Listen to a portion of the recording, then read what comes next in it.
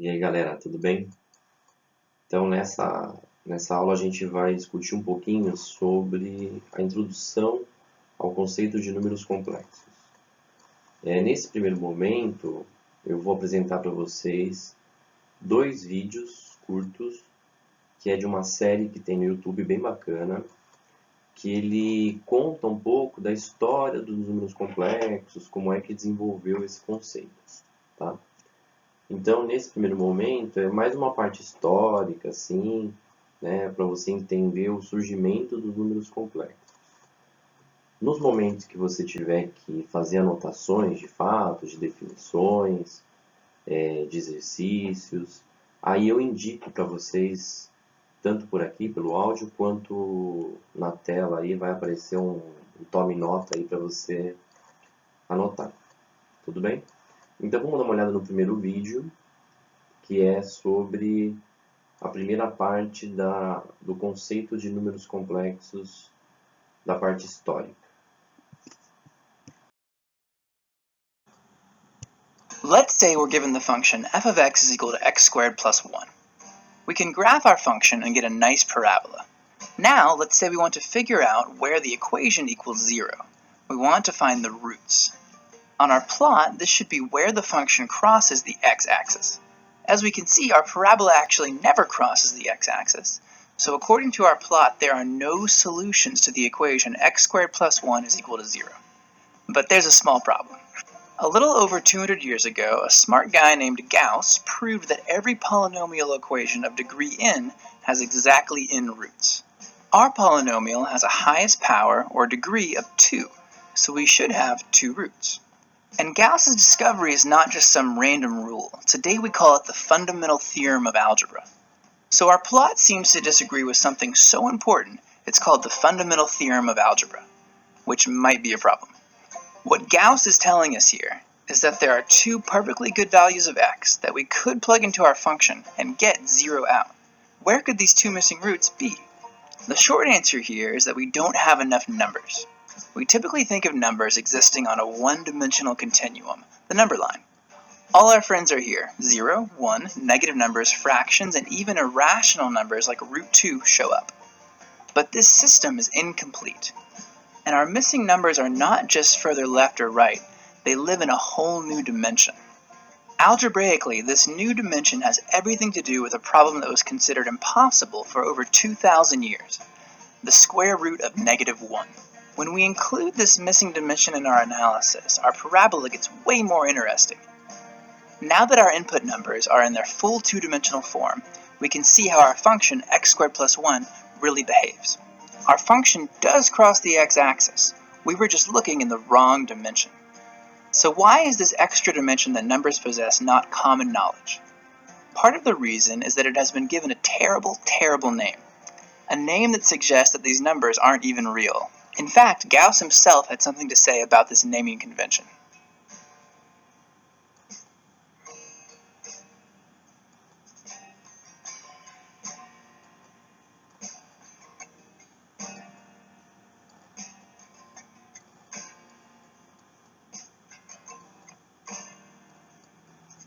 So yes, our missing dimension is comprised of numbers that have been given the ridiculous name imaginary. Gauss proposed these numbers should instead be given the name lateral, so from here on, let's let lateral mean imaginary.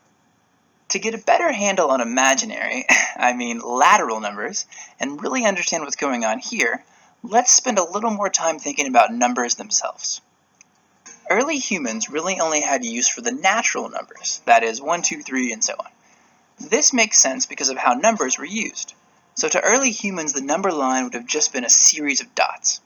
As civilizations advanced, people needed answers to more sophisticated math questions, like when to plant seeds, how to divide land, and how to keep track of financial transactions. The natural numbers just weren't cutting it anymore, so the Egyptians innovated and developed a new high-tech solution: fractions.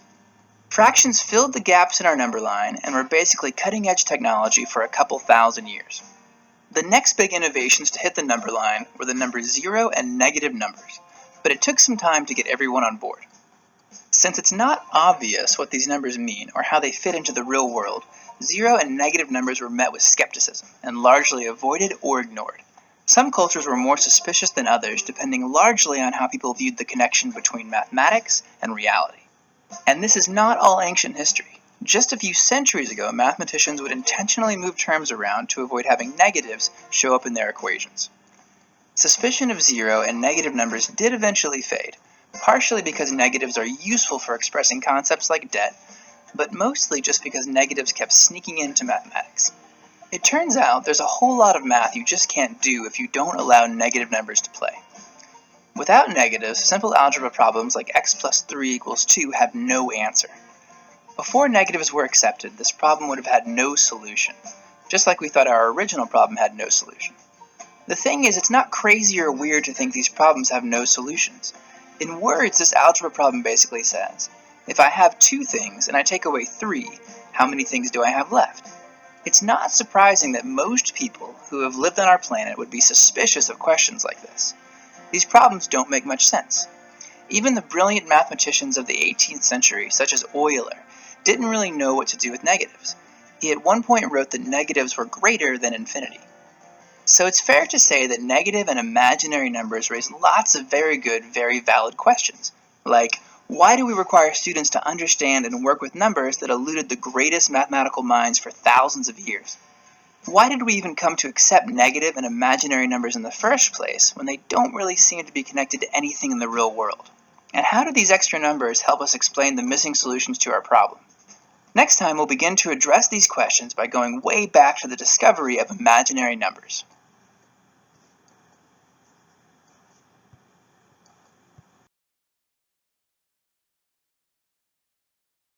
Então, pessoal, nesse primeiro vídeo, né, a ideia era dar uma introdução um pouco da ideia dos números complexos, né? Ainda está muito cedo para a gente começar a discutir muita coisa, mas o que eu queria chamar a atenção nesse vídeo é o seguinte.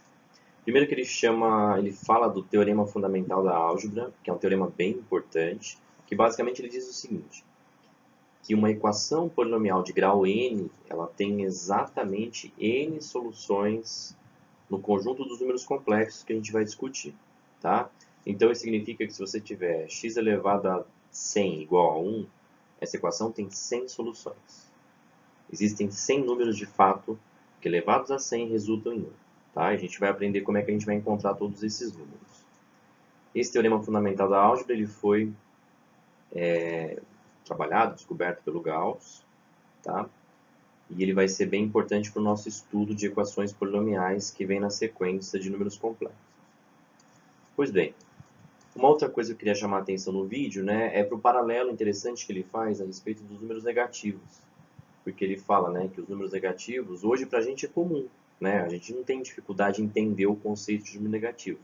Mas ao longo da história não foi bem assim, né? Muitas civilizações, grandes matemáticos, como o próprio Euler, duvidaram, não entendiam direito o conceito de número negativo. Tá? Então, acho legal esse paralelo que ele faz, para a gente também, nesse momento, a gente está entendendo os números complexos. Estamos começando a entrar, então é comum a gente também ficar um pouco na dúvida, entender o que está acontecendo, o que significa essa raiz quadrada de número negativo e por aí vai. Tá? Mas a gente vai discutir. Na sequência, agora vem um segundo vídeo, que ele vai dar mais uma continuação a essa introdução da parte histórica. E depois eu falo um pouquinho, explico um pouco mais esse vídeo e comento na sequência o que me interessa a respeito de toda essa parte histórica. Tá bom? Last time, we left off wondering how imaginary numbers could help us find the roots of our equation x squared plus 1. And further, how imaginary and negative numbers even became part of modern mathematics after being avoided and ignored for a couple thousand years, because, let's be honest here, they don't really make that much sense. But something happened in Europe around 5 centuries ago that would no longer allow mathematicians to ignore these numbers. An Italian mathematician, Scipione del Ferro, was trying to solve a problem not that different than ours. At some point, you've probably seen the quadratic formula. This formula is super useful because it gives us the roots of any equation with the highest power of 2. All you have to do is plug in a, b, and c, and out pops the answer. Del Ferro was trying to find a formula like this for equations with the highest power of 3, cubics. The general case is pretty tough, so Del Ferro first considered the case where the x squared term is missing and the last term is negative. In the 16th century, negative terms were way too sketchy to write, so Del Fierro wrote his cubic as x cubed plus cx is equal to d, and required c and d to be positive. Now that we have our equation set up, the game here is to get x by itself on one side, and all the constants on the other side. This is pretty easy in linear equations. We can just add, multiply, divide, or subtract until we get x alone. Quadratics make this a bit harder. You may have learned how to solve these in school. It requires some cleverness and factoring by completing the square. Del Fierro was trying to do the same thing for his cubic equation, and through some clever substitution he eventually found a solution. Just like the quadratic formula, Del Fierro's new formula allowed him to find the solution to cubic equations by simply plugging in values. Now, for some reason, the way mathematicians earned money in the 16th century was through challenging other mathematicians to what were basically math duels. So Del Fierro kept his new formula a secret to use in his next duel. What happens next is a bit of a long story. Here's the quick version. Del Fierro kept his formula secret until he was on his deathbed when he finally told his student Antonio Four. Four immediately thought he was invincible, or at least invincible in a math duel, and challenged a way more skilled mathematician, Fontana Tartaglia, to a duel. Tartaglia had already claimed he could solve cubic equations like this, but had actually been totally faking it. Tartaglia freaked out before the math off and actually figured out how to solve these equations at the last minute and proceeded to completely dominate Fior. Tartaglia then went on to share his formula with the world. Not really, he kept it super secret so he could keep kicking butt in math duels. That is, until a very talented mathematician named Cardan heard about the formula and pressured Tartaglia to share. He eventually went along, but only after Cardan swore to an oath of secrecy. Fortunately for us, after Cardan came across the surviving work of the original discoverer, Del Fierro, he figured that it wasn't such a big secret and published the formula in his book Ars Magna. Cardan went on to improve his borrowed formula, even making it work for cubics that included an x squared term. However, along the way, Cardan came across a problem. In a slightly different version of the equation, written as x cubed equals cx plus d, under certain values of c and d, the formula would break. Let's take the innocent-looking equation x cubed equals 15x plus 4. When we plug into Cardan's formula, we get a result that involves the square root of negative numbers. The square root of a negative number created enough of a problem to stop Cardan in his tracks. Square roots ask us to find a number that, when multiplied by itself, yield the number inside the root sign. The square root of 9 is 3 because 3 times 3 is 9. Importantly, the square root of 9 is also negative 3, because negative 3 times negative 3 is also positive 9. But what about the roots of negative numbers? What is the square root of negative 9? Positive 3 won't work, and neither will negative 3, so we're stuck. Cardan was stuck too. He didn't know of any numbers that, when multiplied by themselves, resulted in a negative. Now, this certainly wasn't the first time the square root of a negative had shown up. Usually mathematicians would interpret this as the problem's way of saying there are no solutions, and in many cases this is true. However, in this case, we know there is at least one solution because of the way cubics are shaped. Regardless of their coefficients, cubic functions will always cross the x-axis at least once, meaning that our equation, x cubed equals 15x plus 4, will have at least one real solution. So what we have here is a problem that must have an answer, and a formula that has been proven to work. But when we put these together and try to solve the problem with our formula, we quickly arrive at what appears to be the impossible, the square roots of negative numbers. Sometimes, when things break in math and science, it means just that, they're broken. But there are other, more interesting situations in which broken mathematics gives us the keys to unlock new insights. The way in which Cardan's formula was broken turned out to be incredibly important to mathematics and science, and that's what we'll discuss next time.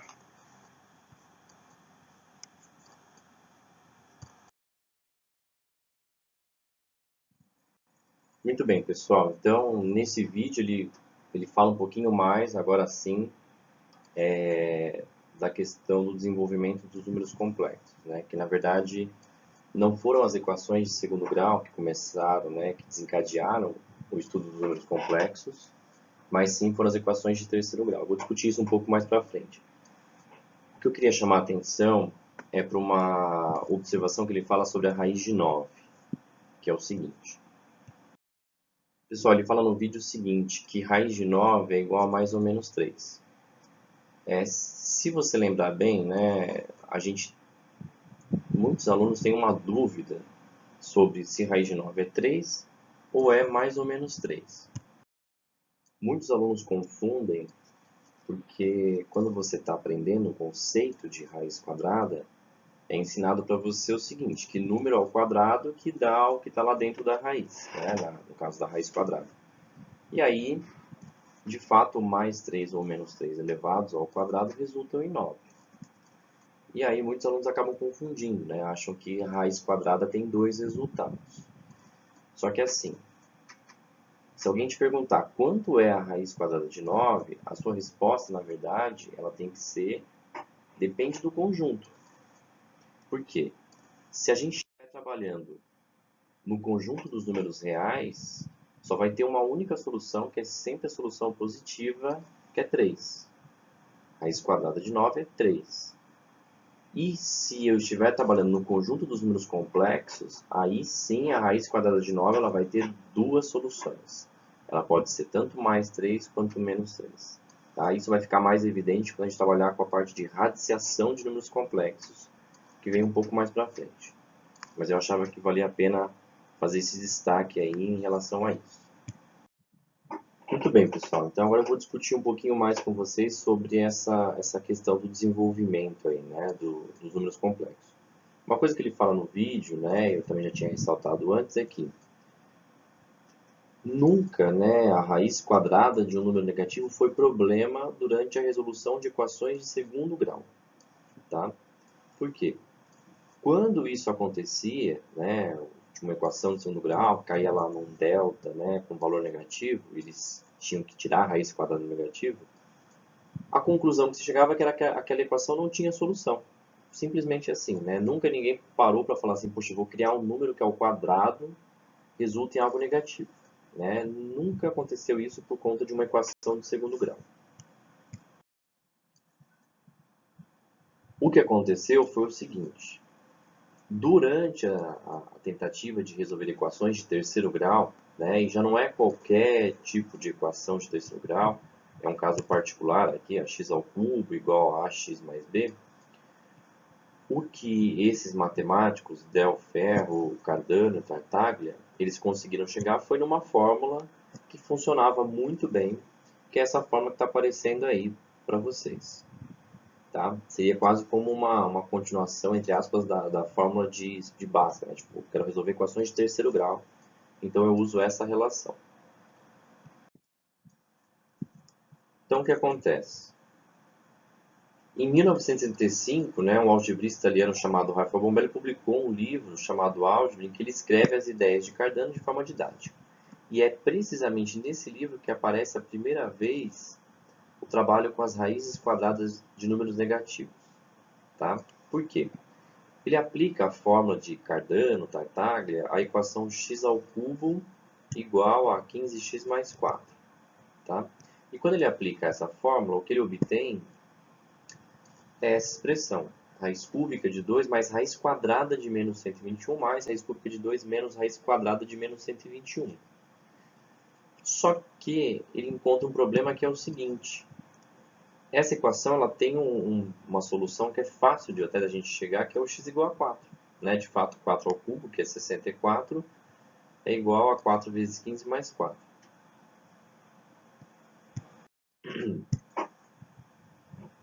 Então, o que acontece é que, nesse momento, né, os matemáticos eles se depararam com um dilema. Eles tinham, de um lado, uma fórmula que resolvia as equações de terceiro grau, porém, quando ele aplicava a fórmula para uma equação, como a x ao cubo igual a 15x mais 4, em que 4 era uma raiz que eles conheciam, eles obtinham essa expressão com raízes quadradas de números negativos. Então, o que eles sabiam é que, de algum jeito, toda essa expressão ela tinha que representar o 4. Né? E foi aí então que o Bombelli começou a considerar o trabalho com as raízes quadradas de números negativos. O Bombelli, né, depois ele mesmo disse que ele se baseou num pensamento rude para tentar resolver esse problema.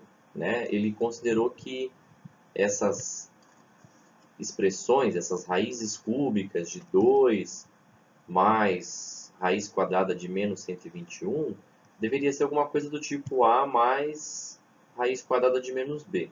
Né? E com isso, ele conseguiu determinar os valores para A e para B. Tá? A igual a 2 e B igual a, B igual a 1. Isso ele obteve fazendo expressões, elevando isso daqui ao cubo, para chegar nessa raiz cúbica de 2 mais raiz quadrada de menos 121. Tá?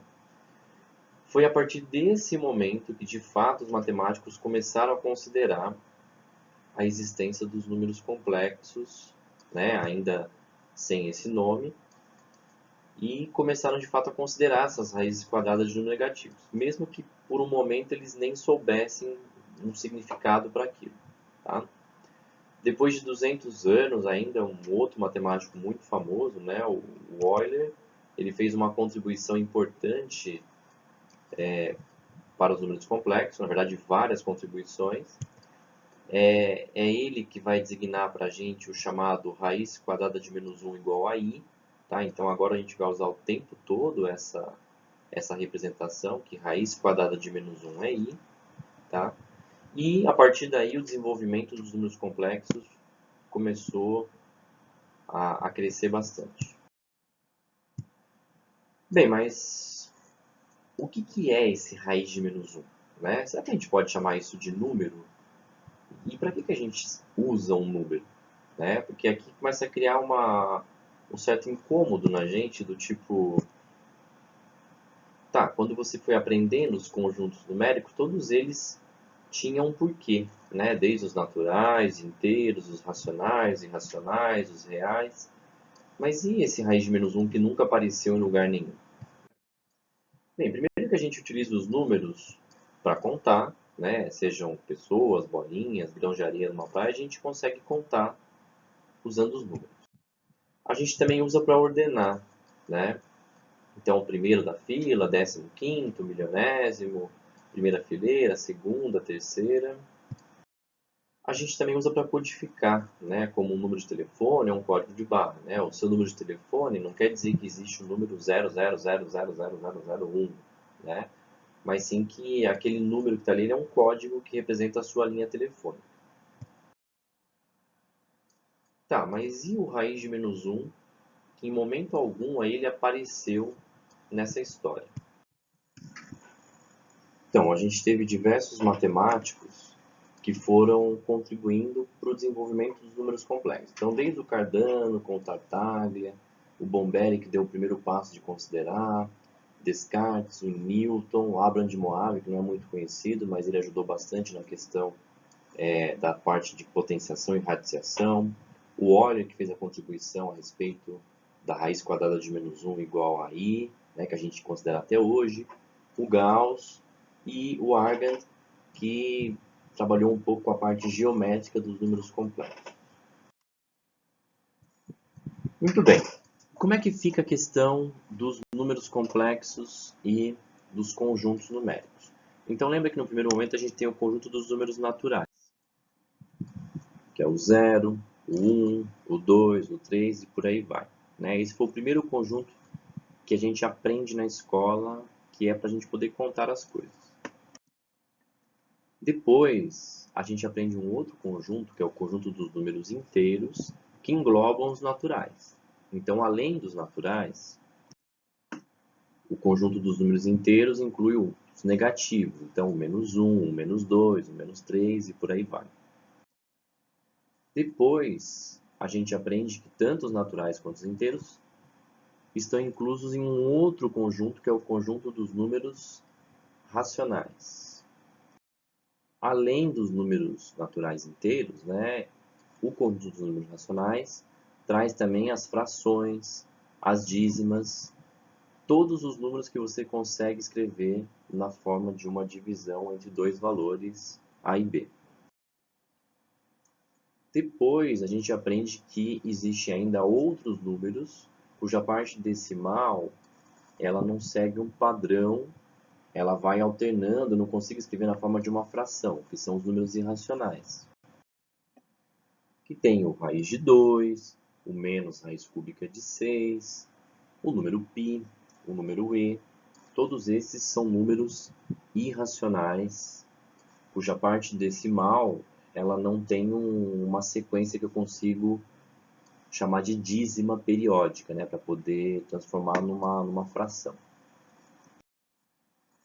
Juntando os racionais com os irracionais, a gente tem o que a gente conhece, então, até o momento, que é o conjunto dos números reais.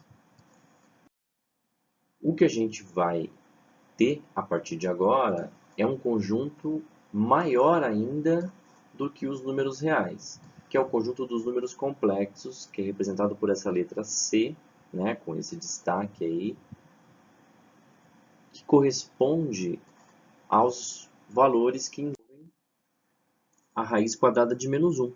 Né? Então, a raiz quadrada de menos 1 ela não é um número real, ela é um número complexo, mas agora, uma coisa que é importante a gente já se acostumar é que todo número real passa a ser também um número complexo. Isso é importante você ter em mente, porque vai aparecer exercício que vai falar assim, determine as raízes complexas da equação. E aí você vai resolver e chega que deu 5 e menos 3. Tá certo. 5 e menos 3 são raízes complexas daquela equação, porque agora todo número real também é um número complexo. Muito bem. E aí a gente chega para a nossa primeira definição, tá? Que é a chamada definição da forma algébrica de um número complexo. A gente vai aprender 3 representações dos números complexos: a algébrica, geométrica e a trigonométrica. Primeiro, o nosso objetivo é entender um pouco da forma algébrica, como é que eu operacionalizo, e depois, mais para frente, a gente vai entendendo as demais. Então, o que a gente tem como definição? Que um número complexo é uma expressão da forma z igual a mais bi, tá? O que é esse z igual a mais bi? Esse z, pessoal, entre aspas, é como a gente vai representar um número complexo, tá? Em outras palavras, assim, é quase como se fosse o nome do número complexo, tá? Pode ser W, pode ser Z1, Z2, vocês vão perceber daqui a pouco que vocês acostumam com essa ideia. O A e o B são sempre números reais. E o I, que aparece ali multiplicando o B, é a raiz quadrada de menos 1, né? Ou seja, o I ao quadrado é igual a menos 1. Tá? A gente vai usar bastante essa informação de que o I ao quadrado é igual a menos 1. Muito bem.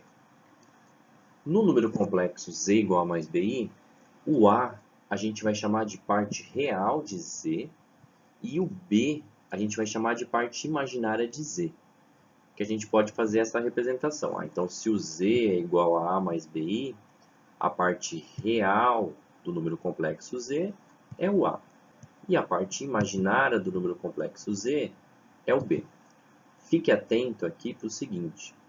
Eu identifico em um número complexo quem é a parte real e quem é a parte imaginária, olhando se ele está ou não multiplicando o I.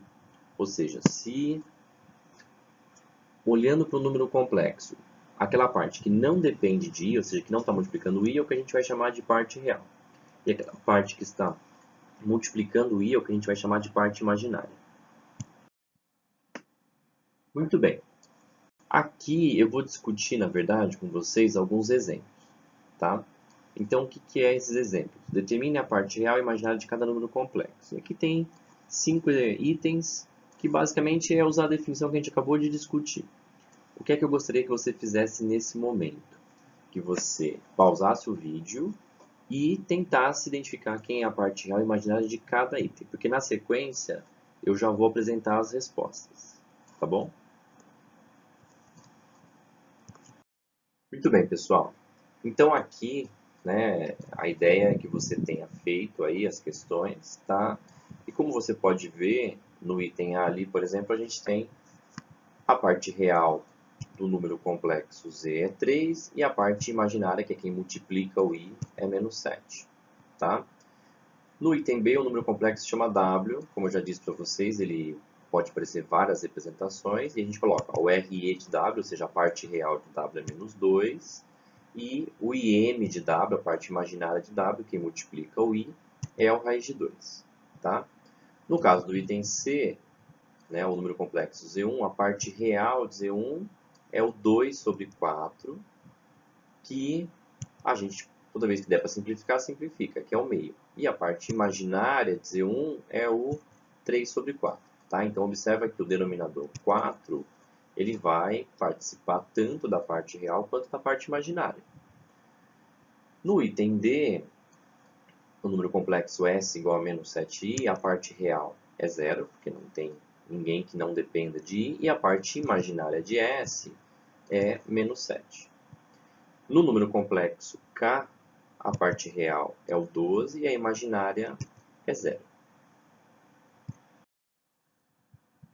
Pessoal, quando acontece, como no item D, que o número não tem parte real, a gente vai chamar esse número complexo de imaginário puro, tá?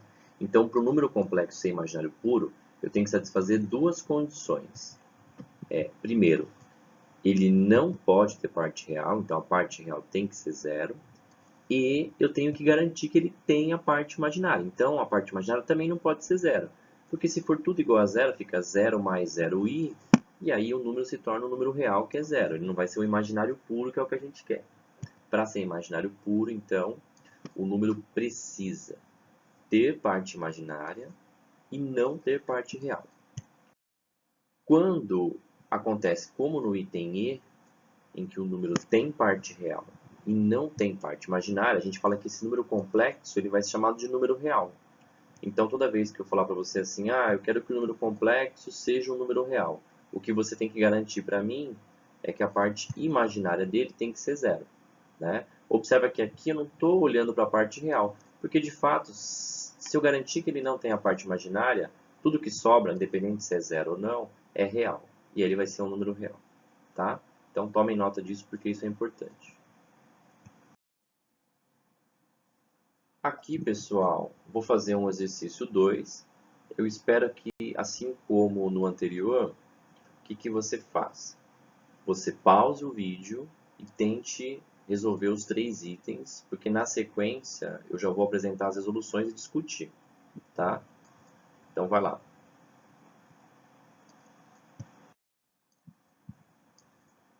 Muito bem, pessoal. Aqui, então, o que eu espero que vocês tenham chegado é que no item A, né, eu quero saber quem é o M de modo que isso não seja imaginário puro. Então, lembra que imaginário puro eu tenho que garantir que a parte real seja nula e que a parte imaginária não seja nula, tá?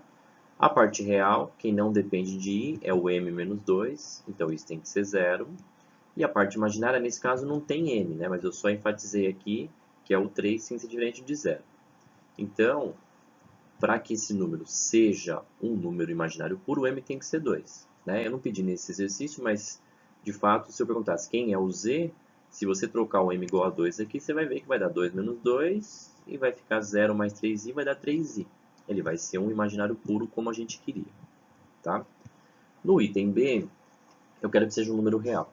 Para ser um número real, basta que a parte imaginária seja nula. A parte imaginária desse número, todo mundo que multiplica o i, é o menos m mais 5. E para isso ser nulo, eu preciso ter o m igual a 5. Aqui também, como no anterior, eu não perguntei quem é o número w, mas se eu perguntasse, agora com m igual a 5, você substitui m igual a 5 aqui, e o número w vai ser simplesmente 3. No item C, esse eu tenho que tomar um pouco mais de cuidado, porque para ser imaginário puro, eu tenho que garantir que a parte real seja nula e que a parte imaginária não seja nula. Tá? Para a parte imaginária, que é quem não depende de i, m menos 4 tem que ser igual a zero, e a parte imaginária, que é o m menos 2, tem que ser diferente de zero. Da primeira parte, não esquece, né? M igual a quadrado igual a 4, então m igual a mais ou menos 2. E a segunda equação, né, ela me dá que o m tem que ser diferente de 2. Ou seja, para zerar a parte real, o m ele poderia ser tanto 2 quanto menos 2. Só que, se o m for igual a 2, eu zero a parte imaginária. E como eu quero um imaginário puro, ele tem que ter parte imaginária. Então, eu vou ter que jogar fora o m igual a 2 e ficar só com o m igual a menos 2. Certo? Se você colocar o m igual a menos 2 aqui na expressão do t, você vai perceber que o t vai dar igual a 0 menos 4i, ele vai ser um imaginário puro. E se você colocar o m igual a 2, vai ficar 0 mais 0i, vai dar um número real, que a gente não quer. Muito bem, pessoal. Nesse exercício 3, o que eu quero, na verdade, discutir com vocês é você entender como que isso dos números complexos agora vai interferir nas nossas equações. Então, no primeiro momento, eu quero resolver a equação x² menos 2x mais 5 igual a 0, considerando, no item A, o conjunto dos números reais, no item B, o conjunto dos números complexos.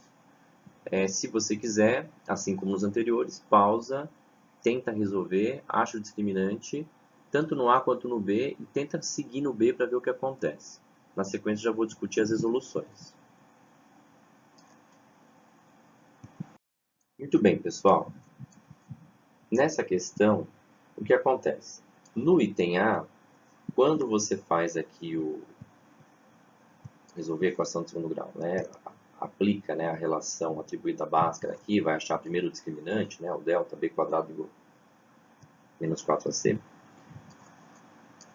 Você vai chegar num delta igual a menos 16. Como na sequência você teria que tirar a raiz quadrada de delta, você teria que trabalhar com a raiz quadrada de menos 16. Só que isso, no conjunto dos números reais, não existe.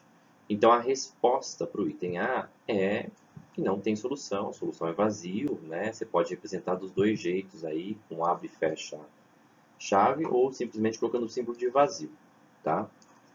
Quando você vai no item B, é a mesma equação, só que agora considerando o conjunto dos números complexos. O que muda? Bem, você vai chegar, obviamente, no mesmo discriminante, menos 16, né, no mesmo valor de delta. Quando você seguir, você vai chegar na segunda parte, né, da relação de Bhaskara, x igual a 2 mais ou menos raiz de menos 16 sobre 2. Tá? Como é que a gente trabalha com essa raiz de menos 16 a partir de agora?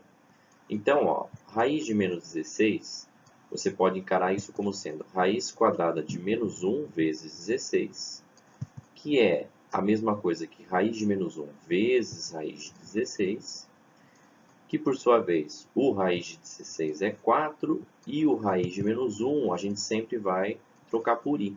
Então eu posso dizer que é 4i.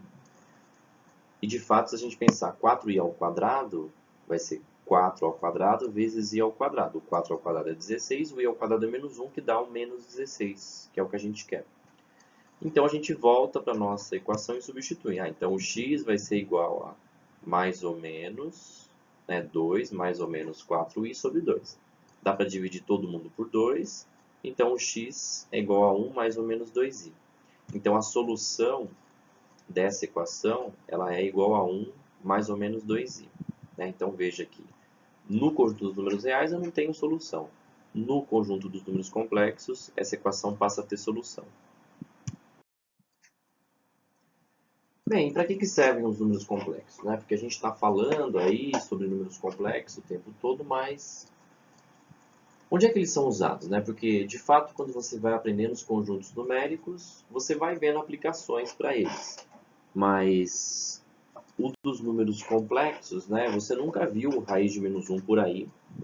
E, de fato, você não vai ver, porque essa é uma questão que traz uma certa angústia no primeiro momento, que é, de fato, eu não vou encontrar o raiz quadrada de menos 1, porque ele não serve para do mesmo jeito que a gente usa os outros números. A gente não vai usar o raiz de menos 1 para contar, para classificar, para codificar, para nada disso. Mas então, para que ele serve? Eles têm muitas aplicações. Tá? Então, os números complexos eles aparecem, por exemplo, na aerodinâmica. Esse formato de asa aqui de avião que a gente tem é o chamado aerofólio de Joukowsky, que é um russo que usou os números complexos para fazer as análises a respeito do formato dessa curva. Aqui é até um site atribuído à NASA, que ele faz uma simulação desse aerofólio de Joukowsky. Tá? Ele tem aqui um applet aqui, então ele vai falar lá dos números complexos, e igual a x mais yi, aerofólio de Joukowsky, e aí ele faz uma simulação aqui, onde você consegue variar um pouco, né? Então ele pega um círculo num plano e aí aplicando essa transformação com os números complexos ele obtém aqui um formato de uma curva que se assemelha a um aerofólio, tá? Aqui eu estava, né, testando aqui as variáveis aqui, estou testando só brincando um pouquinho aqui só, tá? Mas era isso que eu queria chamar a atenção. Fractais. Pessoal, os números complexos têm tudo a ver com os fractais, tá? A gente não fala muito sobre fractais no ensino médio, mas é um assunto muito interessante. Na verdade, ele está ligado com muitas outras áreas, como por exemplo a biologia, né? Então, os fractais eles aparecem o tempo todo na natureza, no nosso organismo, né? Como por exemplo aqui nos pulmões. Então, os fractais têm tudo a ver com o número complexo. Por quê? Os números complexos eles têm uma história de recorrência.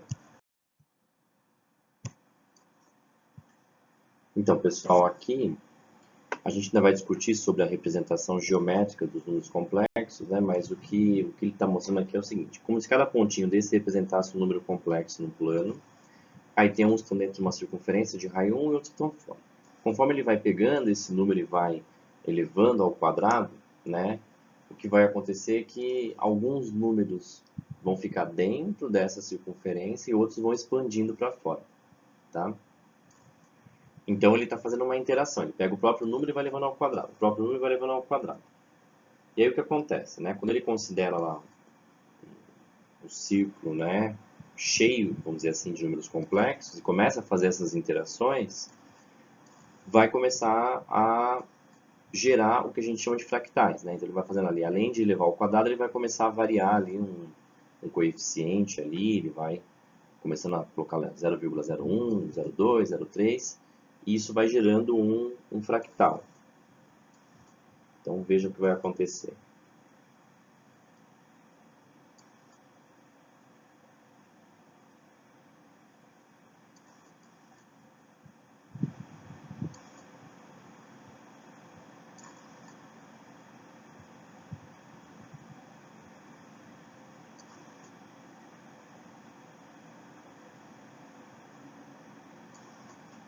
Então, por conta da recorrência, né, começa a figura vai se repetindo, né, e vai gerando essas imagens. Aí são imagens bonitas, né? Eu vou colocar até uma música aqui.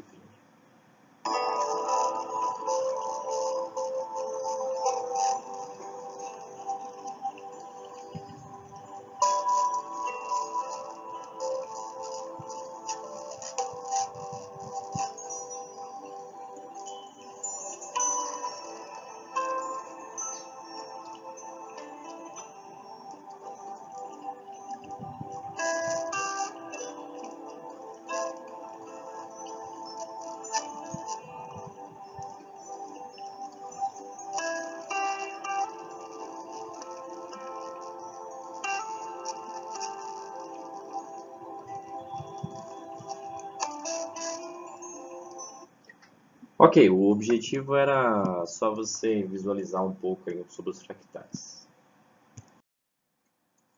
Bem, um outro lugar que a gente também utiliza bastante os números complexos é na engenharia elétrica, tá? Então, os chamados equipamentos aí difásicos, monofásicos, trifásicos, tem tudo a ver com a engenharia elétrica. Inclusive na engenharia elétrica, eles não usam o I como raiz quadrada de menos 1, eles usam J, porque para não confundir com as expressões de corrente, né, que aí sim usa o I, tá?